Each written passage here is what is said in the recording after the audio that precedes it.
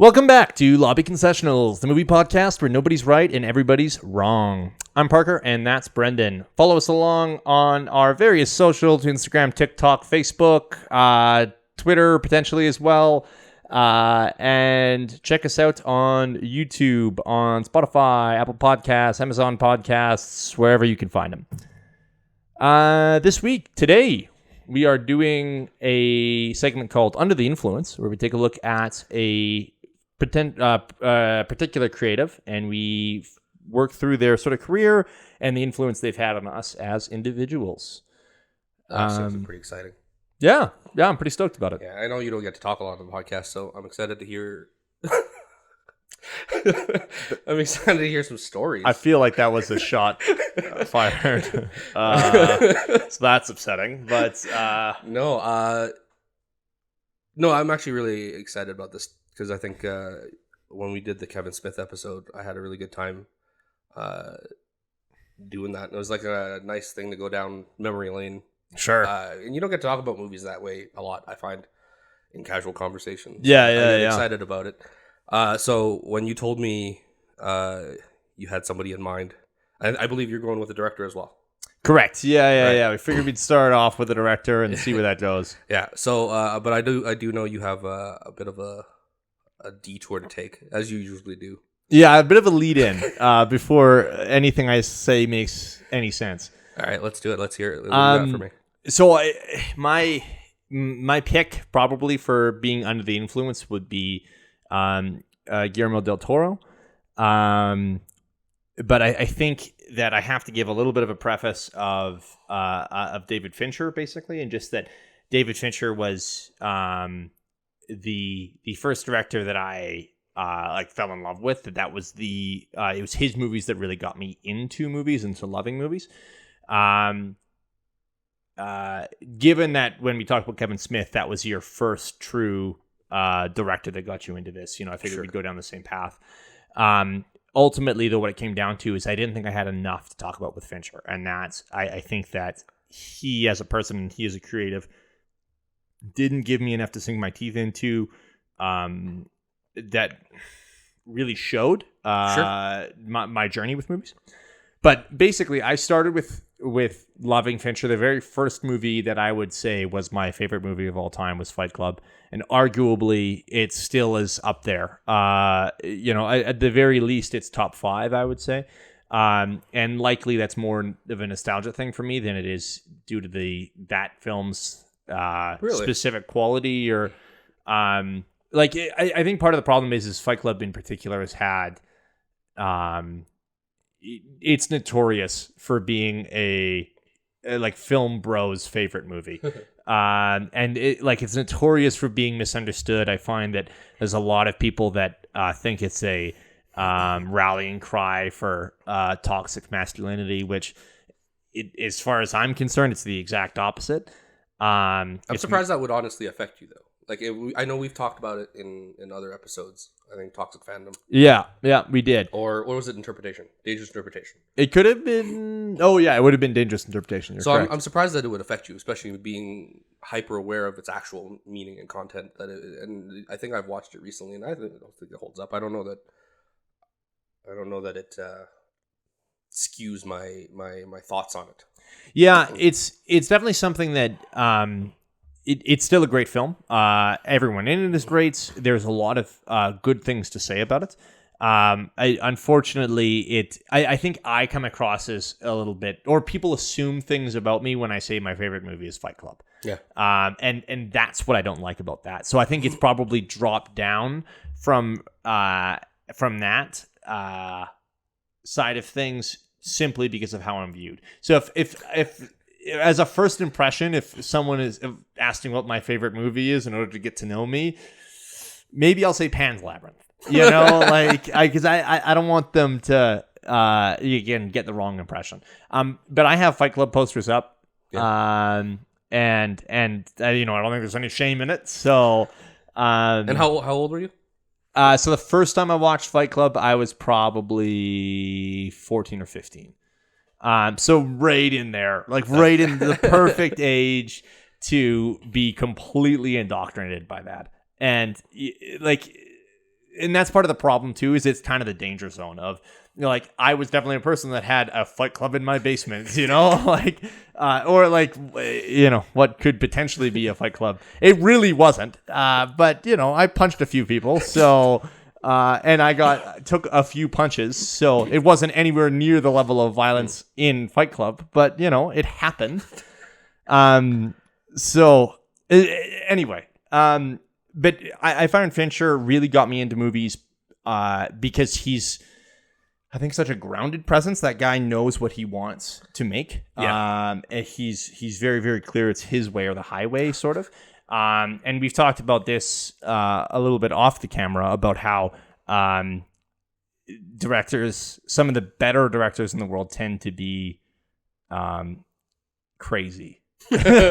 And they just sort of force things. So Fincher is notorious for making people do 95 takes until they absolutely get it right.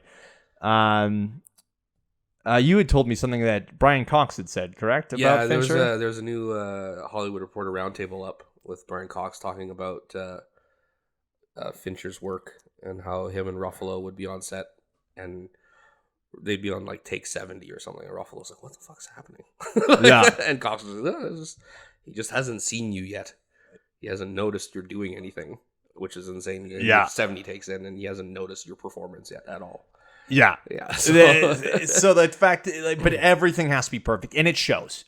So that guy, I think I learned a lot about how filmmaking works by watching David Fincher films and watching how he put together shots and watching how he put together scenes, how he told a story. I think of it's not a movie, but Mindhunter as well. That first season of that show is the whole show is tripod shots until the very end of like the last episode. And that's when Holden starts to go a little bit, like, realize he's tipped over the edge, and that's when we finally get a steady cam shot. And it's really cool to be able to see things like that, because the camera work and the shot composition matches characters, and it has a narrative purpose. And I think that very few people do that as well as Fincher does. Yeah, like that's a lot to take in for a 14-year-old, though. If you think about everything that you just said there.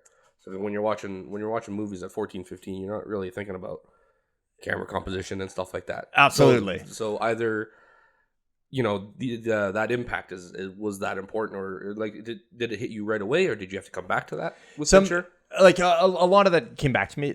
Like it was upon rewatches or when I learned more about film.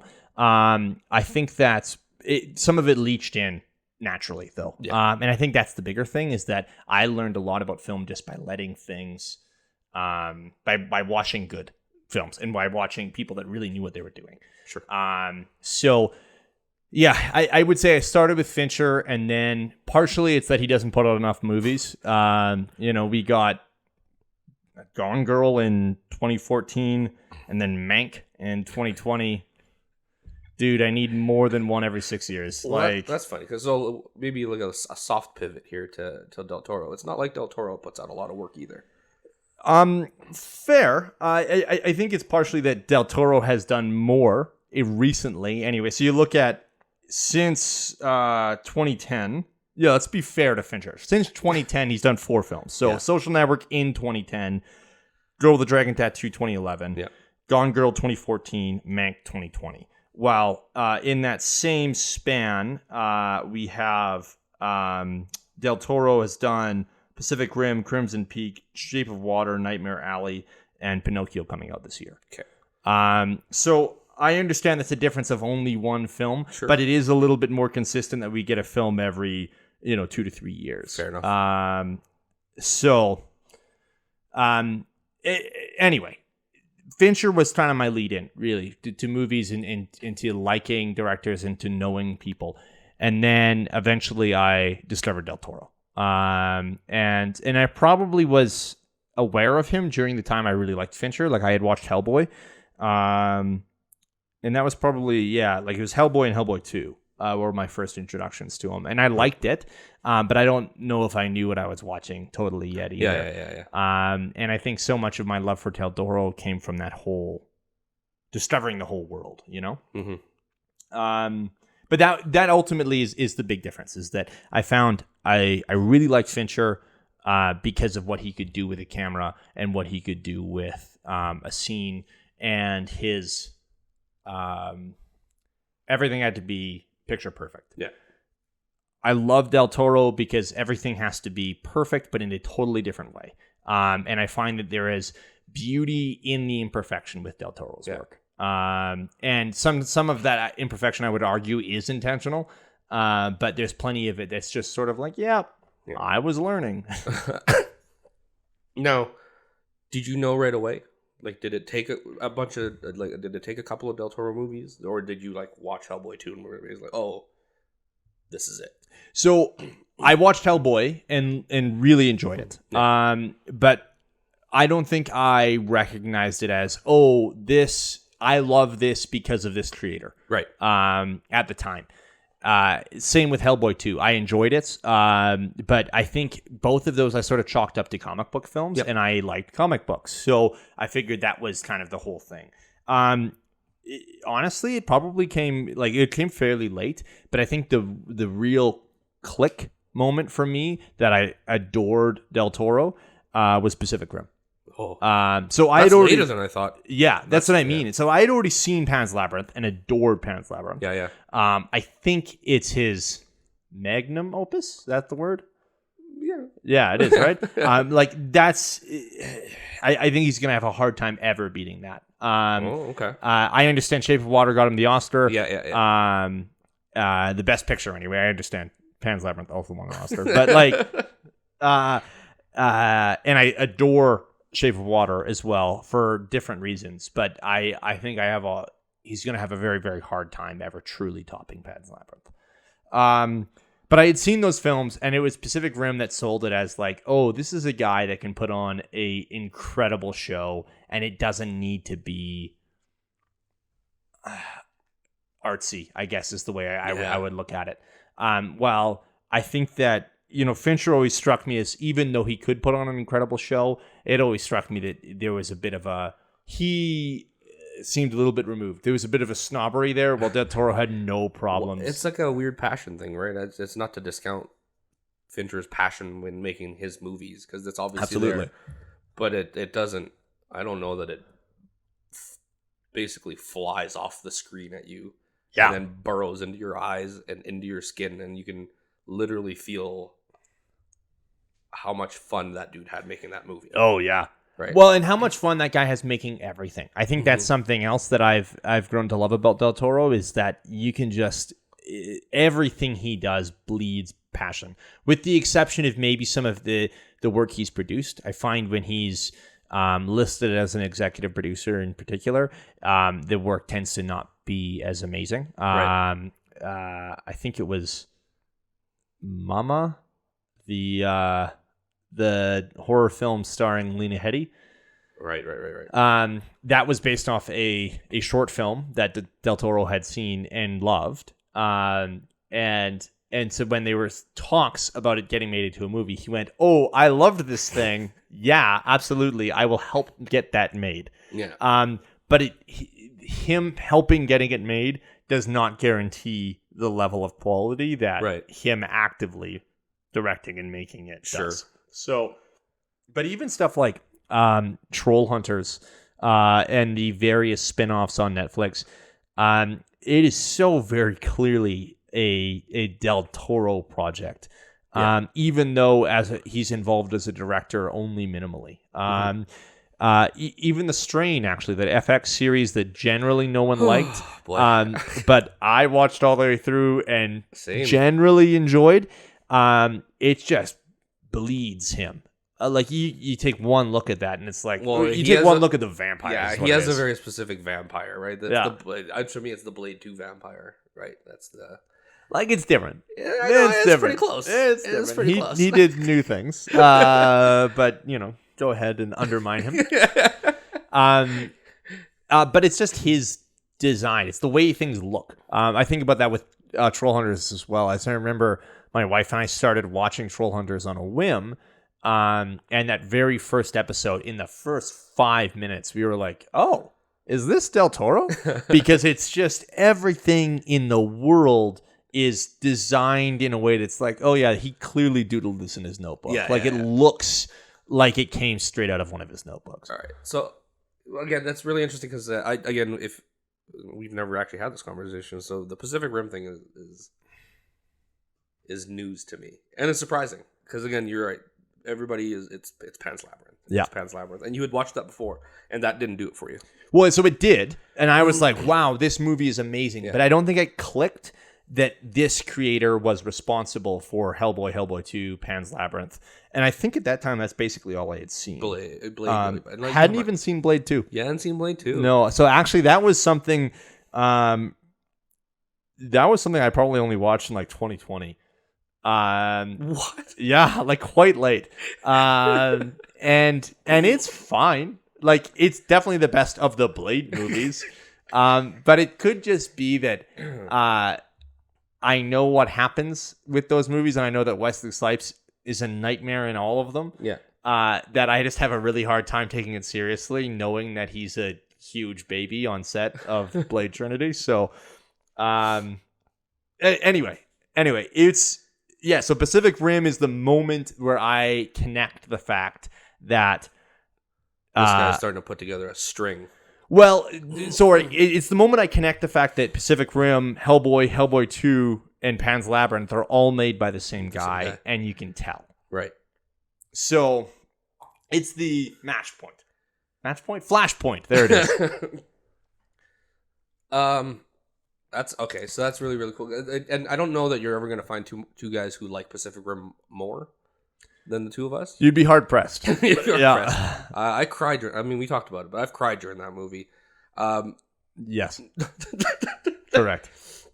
So, the Pacific Rim thing I'm stuck on because I think that's such a unique thing to pick out of his library. Sure. To be the thing.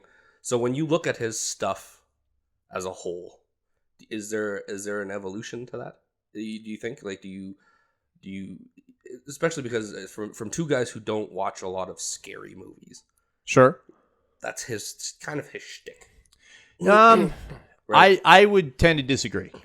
So I would say when you talk about us not watching scary movies, I would say I'm not a horror fan. Yeah. And partially that I'm not a horror fan because the horror genre has become known mainly because of found footage for putting out garbage that they can make for $10,000. Yeah. And horror fans will tell you that. Like this isn't just me being a dick. This is, common knowledge. They're very, very cheap to make. Yeah. Hey. But they're extremely cheap to make, and that in a lot of times that means the quality isn't up there, or it's creative's first run at things. Mm-hmm. Like it's easy to bet on someone when it don't cost $10,000. So you give an aspiring director some money and you let them see what they can do. So that's my main issue with horror. And then I am a huge baby. So if something is legitimately scary, I will be up at night. So it is a little bit hard for me to justify spending the time when in most cases horror movies are bad. And then even if it is good, I am going to literally lose sleep over it. Yeah. So I have never found that with a Del Toro movie. Yeah. So in terms of how I would say his stuff is creepy or thrillery. It's an aesthetic. I mean, I didn't. Maybe I didn't explain it well enough. Like, they're not horror movies. Sure, but there is an aesthetic. I will openly admit, I've not watched Crimson Peak. Oh, okay. Because it had ghosts in it, or maybe I don't know. I haven't watched it yet, but it's worth watching. It's probably one of his worst movies, honestly. And that's not saying much, really. At the end of the day, his worst movie is probably still heads okay. A lot of other people's best movies. Absolutely. I think Crimson Peak is a hard one to recommend if you're not a Del Toro fan. Like I wouldn't, if someone's like, oh, I want to get into Del Toro, Crimson Peak would be on the way bottom on the list. Yeah. But it is a very Del Toro movie in terms of the aesthetic. So but gothic horror, Victorian thing. So I struggle with it, even though I've watched Mimic and I watched Kronos and Pan's Labyrinth, and I think those will probably be far worse than anything Crimson Peak could offer in terms of being Horrifying. terrified. Yeah. So I think I have a hard time disassociating myself with him. And even though he's one of my favorite directors, even though I know that's not all he does, every time there's a movie that comes out, I'm like, am I going to be able to watch it? Yeah, and so I think that actually is a good example of how much I love Del Toro, is that's just never been an even remote consideration for me. Like, I am going to have to watch it, regardless of whether or not I can bear it. Yeah. So, again, I have never found anything in his films that I found to be truly scary or horrifying. There is plenty of times I am tense and I am waiting for a jump scare or something. Yeah. In particular with there's a couple of moments in Crimson Peak. And there's a couple of really cheap jump scares in Crimson Peak too. And then the Devil's Backbone as well is one where there's a few things in there that I was not okay with. And then now that I've seen it, it's easier on a rewatch, obviously. Yeah. But sorry. Do you think he plays into that? Plays into the creepiness? No, not the creepiness, but the horror aspects? The psychological idea of like, I'm not going to scare the pants off of you, but just know that for the 2.5 hours you're sitting in that seat, I'm capable of it. Yeah. I think so. I think partially it's just that he's a guy that ultimately loves monsters. So he wants to lean into some of that. And I think a prevailing theme in a lot of his films come down to looking at what, like, taking a literal monster the creature in Shape of Water, or very similarly Abe Sapien from Hellboy,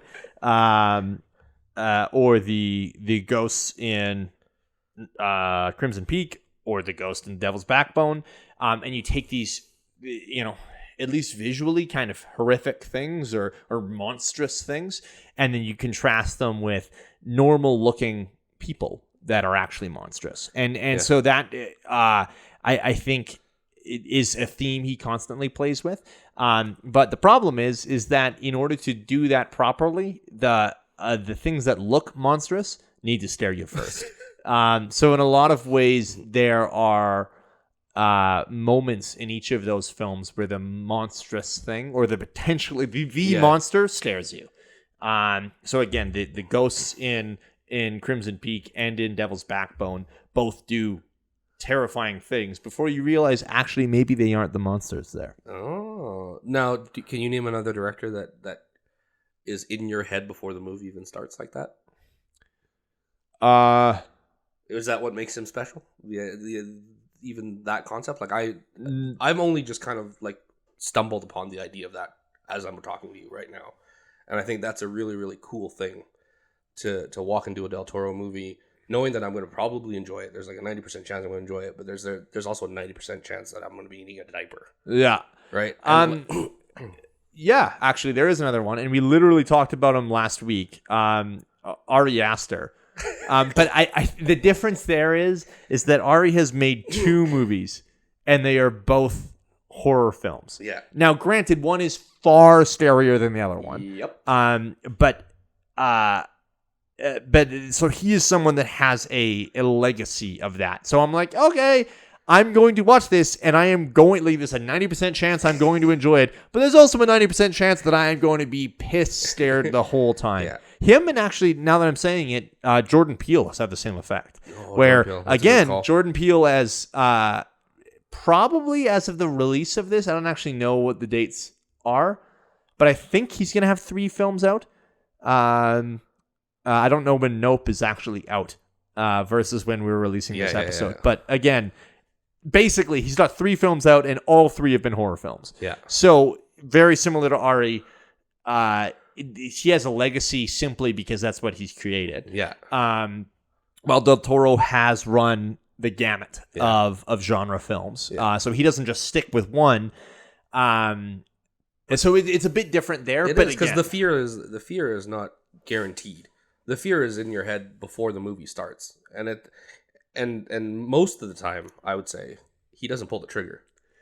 Yeah, and so I didn't. Let's put it this way: I didn't walk into Pacific Rim at all scared, like even concerned, right? Yeah. And so you're right, but you're not right all the time about that, because same with Shape of Water too. I didn't walk into that worried about jump scares or anything, because it was sold and advertised as a romance. In the same way that Pacific Rim is sold and advertised as an action film, and that's what they was delivered. Yeah. So, like, it's a little bit different. I absolutely hear what you're saying. Yeah.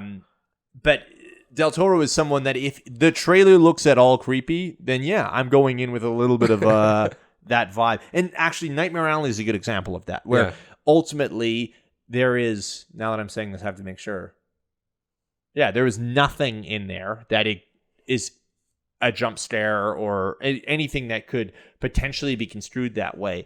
But the trailer potentially sets you up for there to be something like that. Yeah. The fact that you kind of feel like you got a gun to your head is interesting as you're walking in there. Yeah. Okay. So we talked earlier about his body of work. Same with Fincher's and stuff like that. When we did the Kevin Smith episode, we kind of touched on Scorsese stuff too. Is they have a style, especially Kevin Smith. I grew out of Kevin Smith because I didn't think he was giving me anything new. Sure. Do you find that Del Toro is still giving you that? Giving me something new? Yeah, absolutely, every time. Just looking at the last few years. So we have Pinocchio coming out this year, and I think it's supposed to be Christmas. But either way, 2022. It is a stop motion film. He has not done a stop motion film. It is a take on a classic fairy tale that usually a lot of his stuff is grounded in fairy tales and grounded in myth, but nothing literally like this. Obviously, he has to contend with the Disney's legacy on this story. But he is doing it in the classic fairy tale way, that it is supposed to be like Grimm's fairy tale kind of fairy tale, you know? I don't actually know who wrote Pinocchio initially, but I'm not going to even attempt to answer that. Yeah, either way, this is supposed to be horrifying, and the things I have seen so far do look a little bit horrifying. Yeah, Tom Hanks looks disgusting. That's the Disney one. You know what you did. Okay. So previous to that, we have Nightmare Alley. Yeah. So we have a stop motion horror fairy tale thing. Yeah. Then we got Nightmare Alley, which is frankly impossible to describe, and that's exactly the issue the advertisers had. That's why this movie made zero money. I don't know. I guess it's like a drama about like a circus freak show. Yeah, it's really what it comes down to is it's the rise and fall of one man. And so it's so drastically different than what we're talking about with Pinocchio. I understand Pinocchio is a weird example here just because it is so drastically different. Previous to that, we have Shape of Water. It's a romantic movie, a romance with a fish. And that's weird in itself, but truly it is a romance film. It's a love letter to film, really.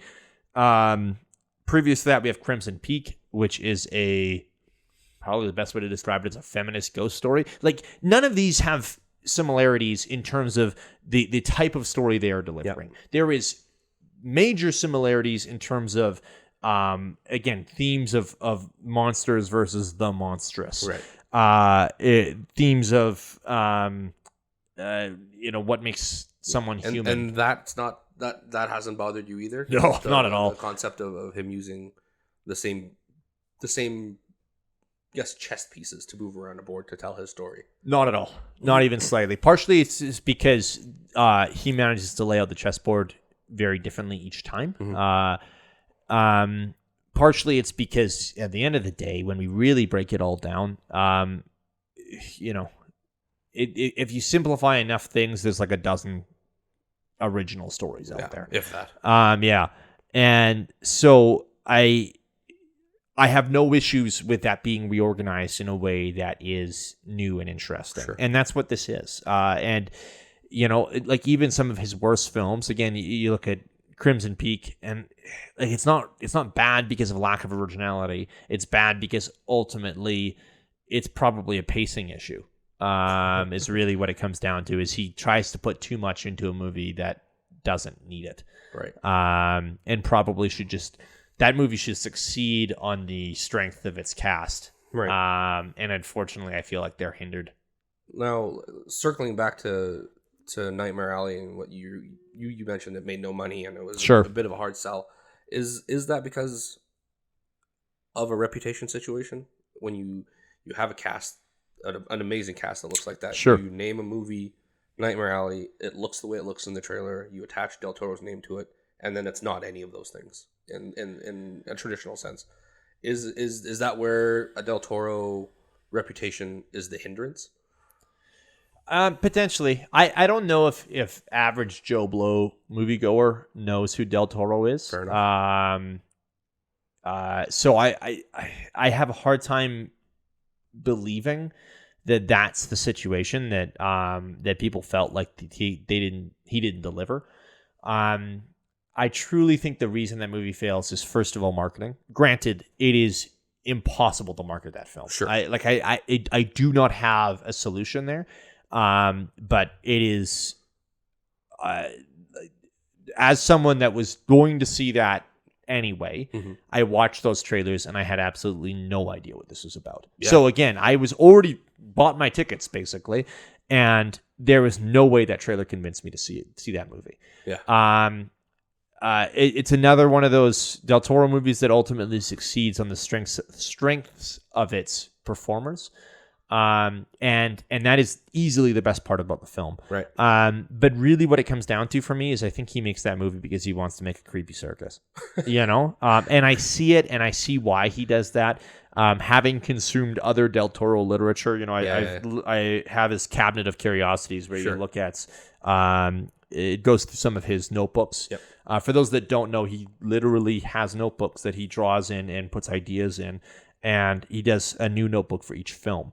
So as he's making the film, and they're just filled with illustrations and filled with notes. And it's interesting because it's in Spanish and in English, which is kind of cool in itself. But he also is well aware of the fact that they're an art piece, so that he will fill things in even with just gibberish words or things that look like words. In order to fill out a page and make it look artistic, even though there's nothing to be said there. He's talked about how he's planning. That is one of the things he's going to leave to his daughters as, when he ultimately passes, hopefully years down the road. Yeah.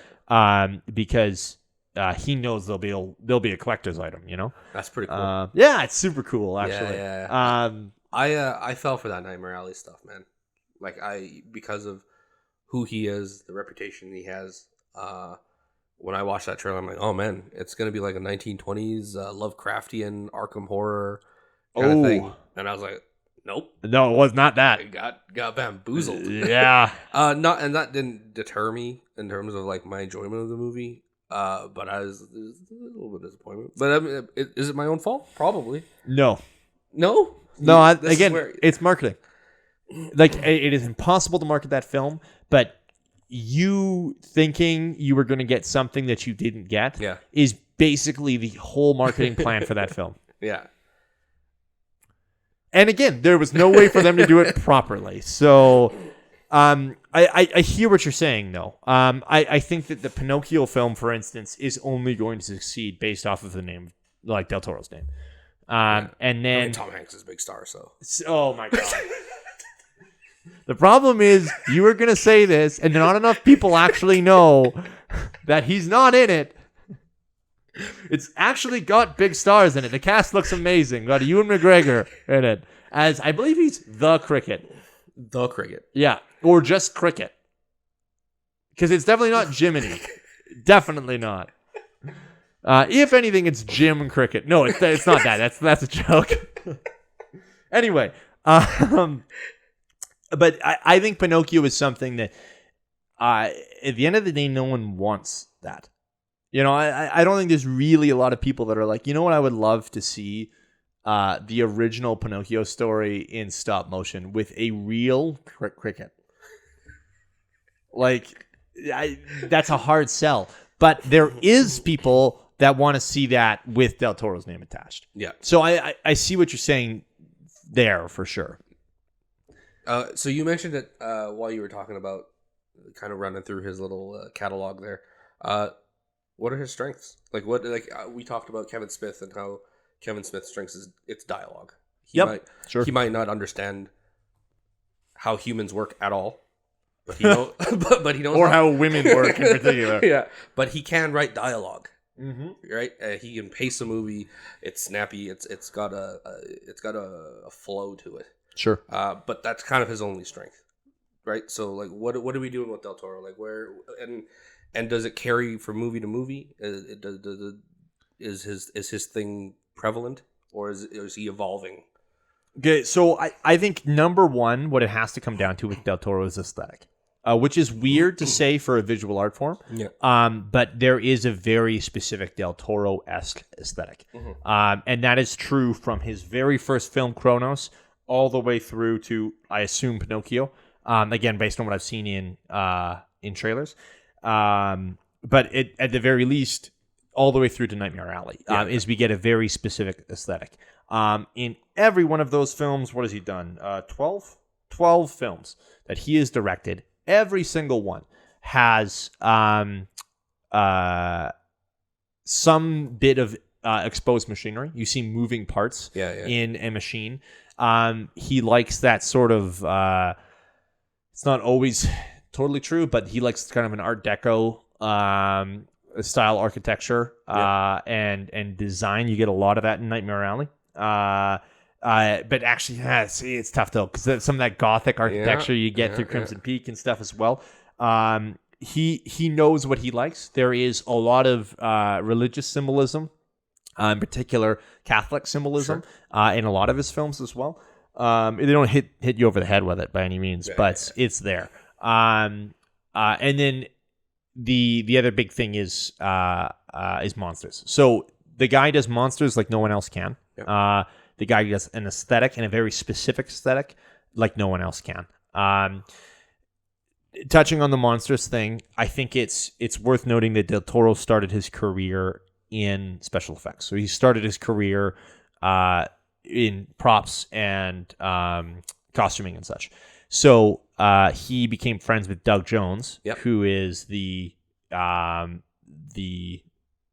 incredible actor behind basically, I think he's in almost every single one of his films. It's him and Perlman are pretty close to. Yeah. But he's the creature in Shape of Water. He's Ape Sapien in Hellboy 1 and 2. I don't actually know if he plays anyone in Pacific Rim. But he plays some of the ghosts, some of the like smoke ghosts in Crimson Peak. And he plays the Fawn, and I believe another. Oh yeah, the Fawn and the Pale Man in Pan's Labyrinth. But he has a very particular way of walking and moving, and he's a weird looking dude. Oh yeah, he is. But Del Toro knows how to play to those strengths. He knows how those actors work, and how the practical effects have to work as well, given that he had a background in that. So being able to support his actors and being able to film a scene that makes the practical effects look good is huge. And that's another one of his big things. So yeah, I basically put it at that. Aesthetics, everything I just said about monsters. Yeah. And then the last thing would be story. I don't know. I think his writing is good, but I also absolutely adore Del Toro. And so I don't know if I can put him on the same level as, let's say, Kevin Smith or, Aaron Sorkin, let's say, in terms of snappy dialogue and writing. But Del Toro knows how to do a story. Right. And, the tragic thing I've heard is that he's got, I think, another dozen unused scripts just sitting there that are ready to go. Because he knows how to put a story together, and the guy knows how to keep an audience hooked. Now, those three things are pretty big in terms of especially aesthetic, because that was the key thing you touched on there. And do you think there's an evolution there in terms of him getting better at it, or do we like it because we know it's a comfort zone? It's a Del Toro thing. It's tough because I think in some cases you end up seeing that the aesthetic improves simply because he's got more money to do it. Yeah.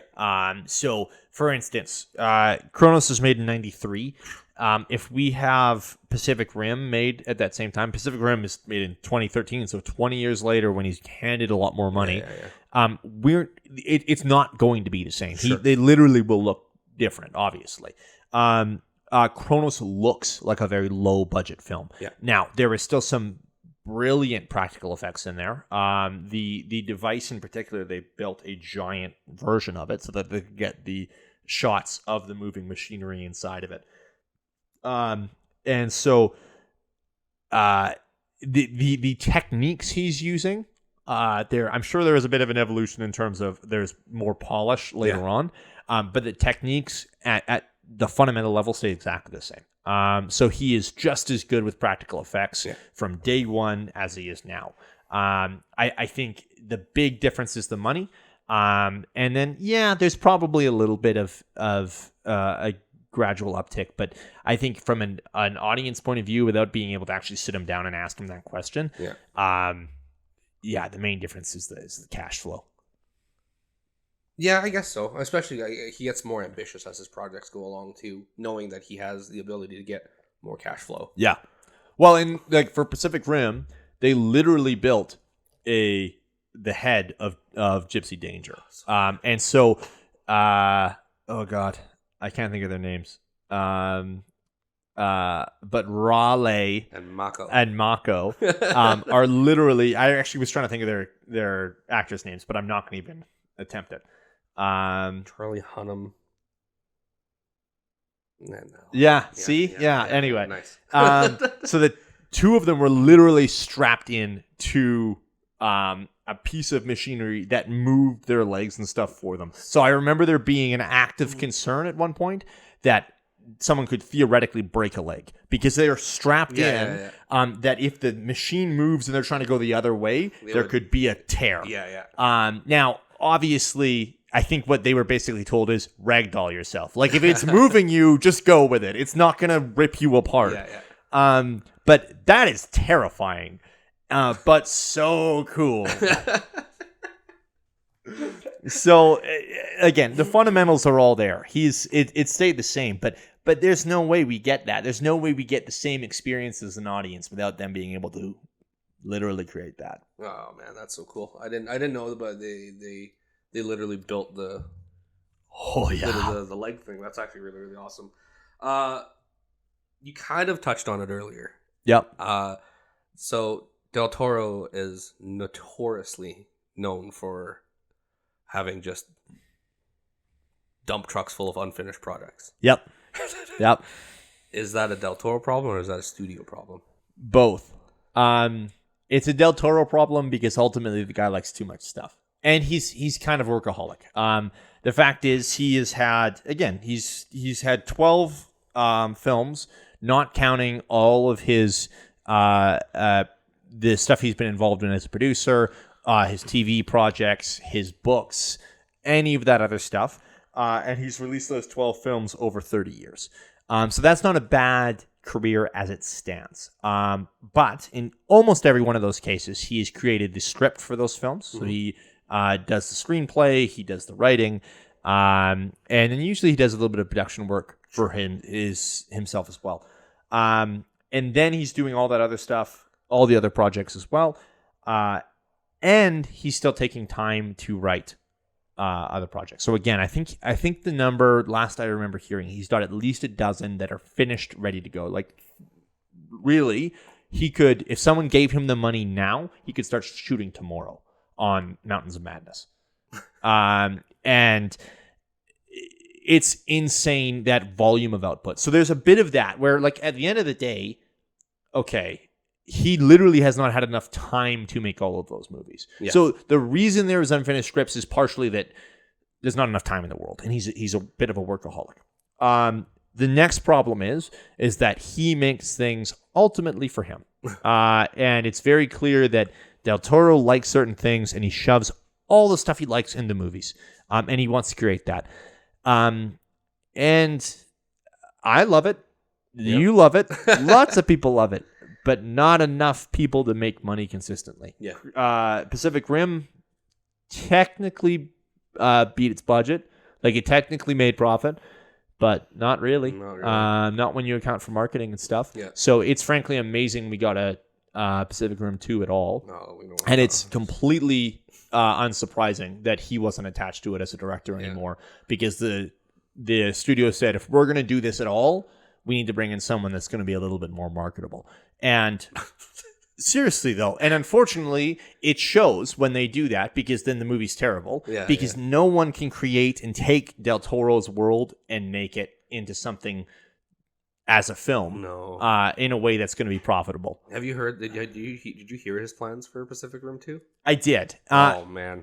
And it sounds really, really cool. So do you want to go ahead and fill the world in? From what I know, all I remember is of spoilers for a movie that came out in 2013. Is they send about 10 years. They send Gypsy through as the bomb to blow up the rift. Yep. And the second one, it's supposed to be the monsters actually take pieces of Gypsy and they wear it, and then they build other.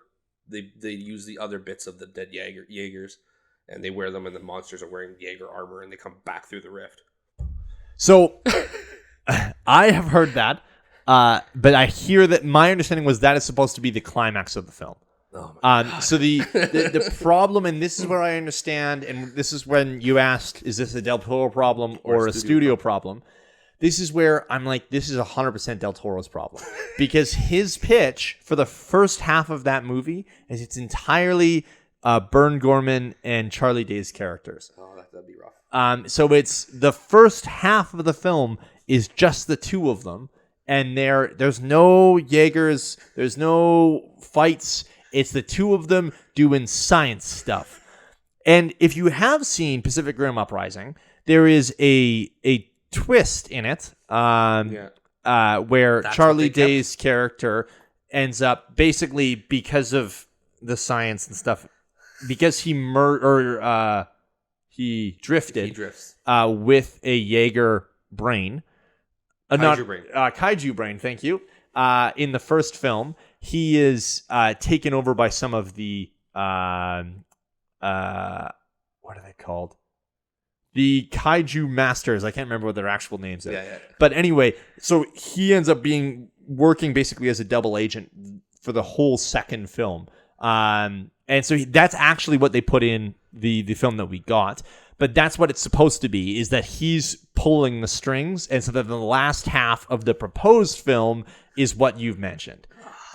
So that is an extremely hard sell. A stellar action movie that does not already make enough money to warrant a second film. And then he goes back. He has the balls to go back to the studio and say, now let's do it again, except the first half, bunch of science stuff. Take out all the things that we liked about that first one? Yeah. And let's just have more Charlie Day. And don't get me wrong, Charlie Day's awesome in that movie. But not a whole first half, though. I would do it because it's Del Toro and I trust that guy. But it's not going to make money. Someone will lose money off of that. And I will go and see it 6 times in theaters, but that's not enough. My $80 or whatever that is not enough. Well, maybe they'll make the marketing budget $80. Perfect. So it's both. It's studios knowing that he's not going to make money is the thing. And so they are, and we've seen that. I think his highest budget film is Pacific Rim. I don't know that for an absolute fact. Sure. But I believe it is Pacific Rim. And so it's clear that they're like, dude, we are happy that you're making movies, but we can't give you much more than $30 million. And I get it. But it's devastating. And ultimately, I'm on a couple movie subreddits, and they talked about how it's like, guys, we can't keep trumpeting how we want things other than Marvel movies and then not go see Nightmare Alley. And the same thing happened with Northman. You know, like not enough people saw The Northman, and it lost a whole bunch of money. Like that is what people have been clamoring for. Same with Unbearable Weight of Massive Talent. 3 very, very different films. We should have that should run the gamut of original content that film lovers have been clamoring for, and none of those 3 made money. Did Unbearable Weight flop? It did, at least in theaters. And it's a great movie. Yeah. I unfortunately I think it was too close together to Everything Everywhere All at Once. Yeah. There's definitely a little bit of a problem there. I believe they were released. I think it was only a week apart. So and that you're absolutely right, but they are quite different films. Yeah. And yeah, the hope is that they'd be able to stand on their own. But anyway, we're running out of time here, but I'm gonna close with a couple of personal questions. Hit me. First, 6 inches around. Jesus. That's not okay. Well, I have a list here in front of me of 17 unfinished or unproduced Del Toro projects. Oh God. And they're all just him as a director. No books, no video games. Okay. Anything like that. Off the top of your head, if you could give me 3 Del Toro projects that never got done, do you know what they would be? If you could have them with an unlimited budget, the way he would want it done. So you're not asking me, you're not quizzing me. You're saying... No, I'm asking you what you would like to have seen. Okay, well, can I see can read the them list? To you. Okay, yeah, let's get the list. So, there was the first 2 were Meat Market, which was like Hamlet and Phantom of the Opera put together. Okay. Left Hand of Darkness, which is his version of Count of Monte Cristo. Right. List of 7, which is based off a novel. Sand Kings, which we really don't know anything about. Okay. His version of Wind in the Willows. Okay. Mephisto's Bridge, which again is another adaptation of a short story. His Tarzan movie. Ooh. 3993, which is the spiritual successor sequel to Pan's Labyrinth. Oh. Death, as in Neil Gaiman's death. Oh, like the Sandman. The Sandman death. Interesting. Yeah, Death, High Cost of Living. A Halo movie. Okay. Hellboy 3. Okay. Mountains of Madness. Yeah. Haunted Mansion. We are getting that. Are we actually? No. That's not him. He's connected. Yeah. He's not directing that. Though. Sorry, you're correct. He's not directing. He is credited as a writer. Is he? He is. Oh, okay. So yeah. Okay. So that's the one that's coming out, I believe, this year, right? I have no idea. I'm not excited about it. I'm not gonna lie. It's got Del Toro's name on it. I'm gonna watch it. I mean, I'm gonna watch it because it's got Haunted Mansion, but it's Pan, which is his version of Peter Pan. Peter Pan. Justice League Dark. Okay. Frankenstein. And Fantastic Voyage. Oh boy! See, this is what I mean. This guy. Okay, so that's a heavy-hitting list. There is 3 that popped into my brain immediately that I would want, and they are the most cherry picked of those of that whole list. So it's not reasonable that I want these 3, but I'm just gonna say them. No, it's not. Don't give it to me. Don't let me off the hook. So the first one is Hellboy 3. You want it? Oh, I would love Hellboy 3. Okay. I adore those films. Yeah. And it got better as they went along. So Hellboy 1's great. By the time we get to Hellboy 2, it's very clear Del Toro is like, whatever they wouldn't let me do before, I'm doing it now. Yeah. You know? And like the very fact that the climax of that is inside like a giant clock with gears rolling around and he's fighting monsters that are made of gears. I'm like, man, this guy loves gears and I'm here for it. I love it. I adore it. In fact, when I had designed my wedding ring, I was hoping for something a little more Del Toro inspired, and then people kept telling me, you can't have gears on your finger. We can't just make this ring like move, and you can like not in a way that would be classy still. So you know, anyway, that's sort of the intent. As I was like, oh, it's gonna be Del Toro inspired. The next one is Justice League Dark. You want that? I want it because it's Del Toro, and I know those characters. Fair enough. And I want a Halo movie. So those are my 3. Now, again, I understand those are cherry picked, and I only Halo because I have spent countless hours playing Halo games. And if anyone could do it right, especially considering the Halo show we just got, that is terrible. Oh no, I was going to ask you about that too. Oh yeah, haven't even like I like watched 15 minutes and was like, nope, nope. And just heard terrible things as well. But so the things I should really want because again, those ones are cherry picked. Those ones are just like, oh, these are things I like and I know I'll love. But in terms of what he deserves, we should get I don't know. We should get 3993. So any sort of successor to Pan's Labyrinth is well worth it. Now, That being said, Devil's Backbone is like the predecessor to Pan's Labyrinth. So we already have an entry there. Then we have Pan's Labyrinth. And my understanding is that Pinocchio is basically going to be a successor. Okay. Is that the Pinocchio is actually going to be set in fascist Spain. Oof.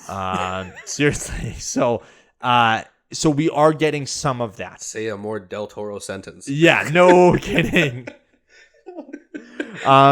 So, I'm just saying we're getting a little bit of that. Death, the Neil Gaiman. Oh man, I adore Neil Gaiman. Oh man, you're killing me. The thing is I'm actually a little hesitant about the idea of that because there's not enough of that character for me to. I don't know if that could fill a film. No, High Cost of Living is quite robust. What is High Cost of Living? It's her little miniseries. Huh? It's like a little standalone. Is it Gaiman? Yeah. Why have I not read it? Interesting. Yeah. Interesting. Okay, then yes, that one. So, okay, you have my list of things that were ridiculous. Now my actual list is still Hellboy 3 because we deserve that.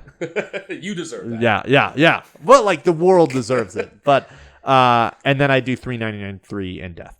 Now give me a dream project that's not on this list. One. I don't know. Give me one. Oh, God. Well, sorry. Give me your list, and I'll think about your dumb question that's going to keep me up at night. What? Your list of 3 out of these. The 3 that I would want to see? Yeah. Definitely Mountains of Madness. Yeah, I know. Frankenstein. Actually, sorry. I'm going to cut you off for a second. Did you hear at one point that he decided he was never going to do the Mountains of Madness? No. Yeah, he did. He said this about...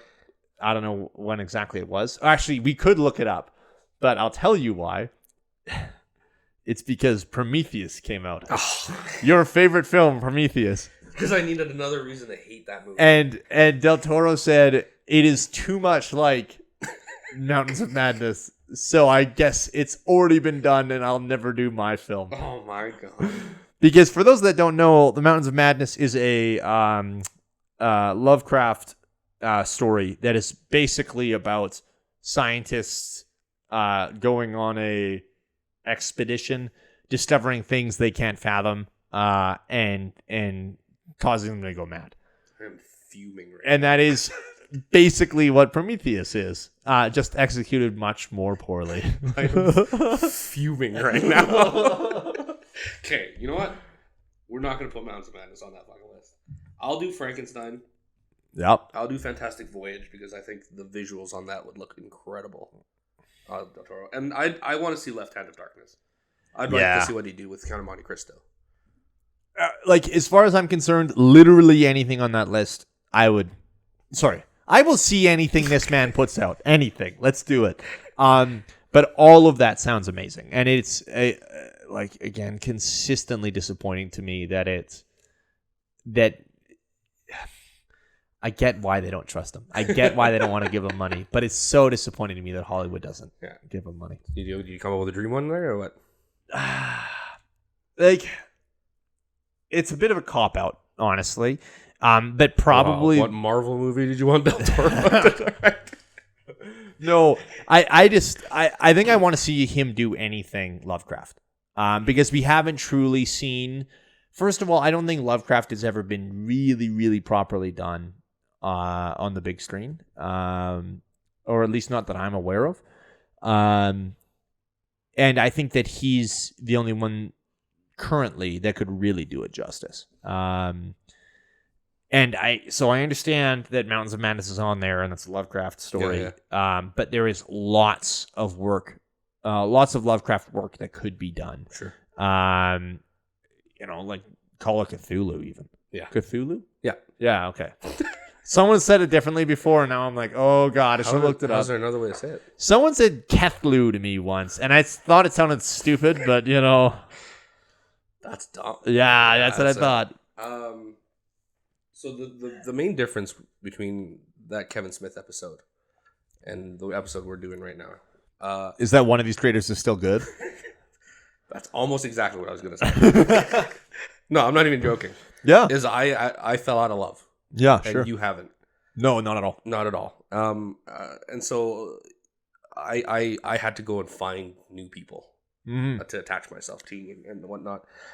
And do you see anybody coming up and doing that for you, or how secure do you feel with Del Toro being the guy? So, as far as being secure, I am positive that everything this guy puts out, I'm still going to love. Yeah. So that's not going away. Yeah. The problem is your list. There is the fact is he will never be given free reign to put out exactly what he wants to put out. Yeah.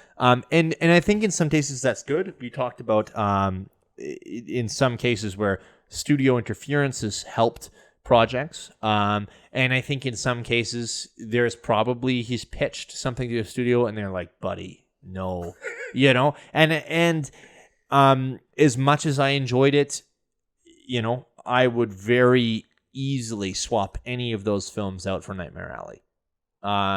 So I do think that there is films that are more for him and probably aren't, meant for mass audience consumption. Sure. But he's consistent enough for me. So I'm going to still watch everything this guy puts out. Yeah. I think in terms of other creators, really, the first name that comes to mind is Villeneuve. And I think with Villeneuve, he's been lucky enough to get bigger budgets. And I think it's because his movies tend to, at least from a financial point of view, perform better than anything Del Toro's ever done. Maybe not ever, but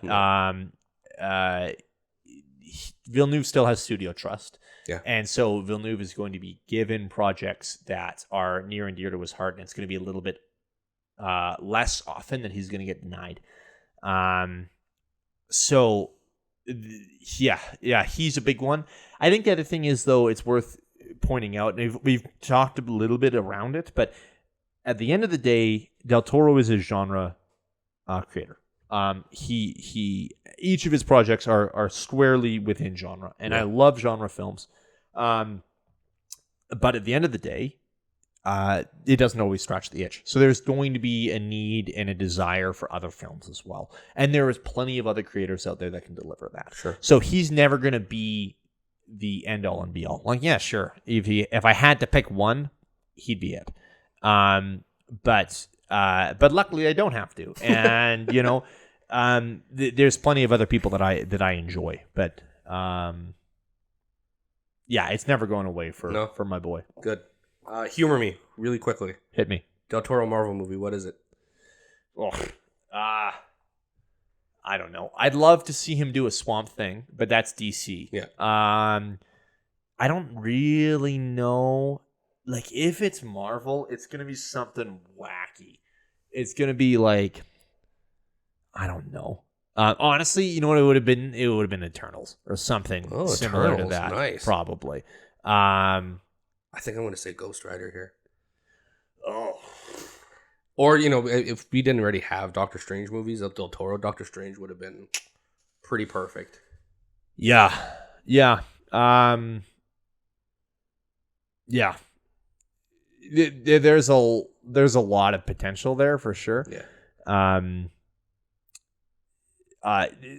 sort of same vein. Another thing, like I've always grieved with him, is the fact that he never got to make the Hobbit movies. Yeah. And granted, he was in line and he was going to make them, but then he said he needed more time, and New Line told him no, and then you have to get him out. So that's why we have the god awful trilogy we do have, as opposed to the incredible Del Toro stuff. So, you know, I'm always going to grieve what we lost there. And that's true with so much of his stuff, is that I'm like, man, if only they had let him, you know, do whatever and fill in the blanks with whatever you want. And I hope that's not going to be his legacy. Oh, it is. It already is. You know, like in my mind, I hope it doesn't ruin. Like it gets to a point where I start to feel it, because I can look at his stuff and be like, no, there's enough there, and there will continue to be enough for me to not think about what we lost. But I know studio wise and I know public image wise, that's kind of his thing. Yep. Yeah, and again, he's got 12 films that I'm quite happy with. Yeah. I'll be honest, actually, there is one of these I haven't seen. I have never seen Mimic. And I've heard that, my understanding was he was kicked off it at the end.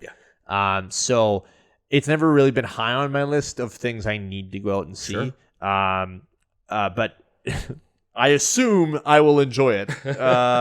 So, he's made 12 films that I'm quite happy with. Again, I would happily switch out one or two of these for one of the films, one of his dream projects. But at the end of the day, Nightmare Alley was a dream project for him too. You know, and so whatever I've construed and made up in my head, what I'm going to see for Justice League Dark, that's probably not going to be the case. You know, and as much as I'd like to be able to attribute the success of these things all to him, there is so many things that go into creating a project like this.